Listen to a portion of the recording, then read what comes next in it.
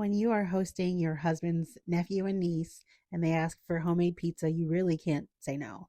I will tag the recipe inspiration here, but this pizza was actually really delicious. I think I did some steps wrong. So the original creator made it look so easy, and somehow I got distracted with kids and I ended up doing something wrong because the dough was really sticky, which we'll touch on that in a little bit.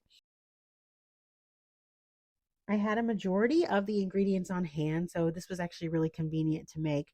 And now that I think on it, I'm wondering if potentially the dough was really sticky because the Sir Gallahan flour that I used is not something I'm used to using. I used it to feed my sourdough starter, and then I also placed my sourdough starter under a candle warmer, so that could have had something to do with the starter. As I poured it in, I noticed it was just really different from any of my previous times. But here I am kind of dumping it out. It was so sticky. I ended up just giving up. Look at that. It's sticking to the table so badly. I just put it into a stand mixer because while I like kneading dough and I feel like it helps me exercise just a bit, I was not about to do this for 10 minutes.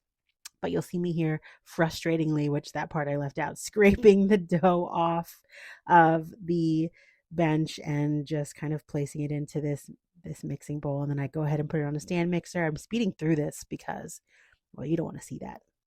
And then I place it in an oily bowl.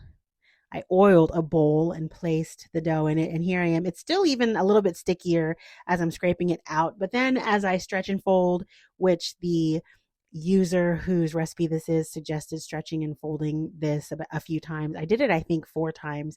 But as I did the stretch and folds, the dough started to gain some elasticity and it got stronger as I stretch and fold this. Now, I did this the night before the kids actually came over because I knew they weren't going to be patient while I did this portion of it. And I'm pretty sure that I did it wrong.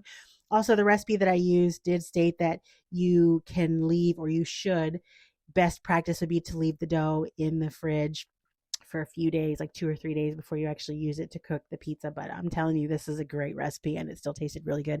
Here I'm using and doing what the original creator of this recipe suggested, the window pane test after each stretch and fold to kind of see how far we're progressing in our gluten development.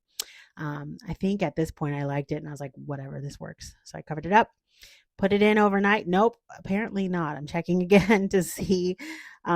And I don't know that this is correct, but it probably could have gone through another round of stretch and folds. But I said, whatever, put it in the fridge because it was getting late. So I went ahead and let it rest overnight. The kids are in the background. I have muted them because they're watching One Piece, which we love One Piece around here. But I went ahead and floured it and smooshed it all down into a big pizza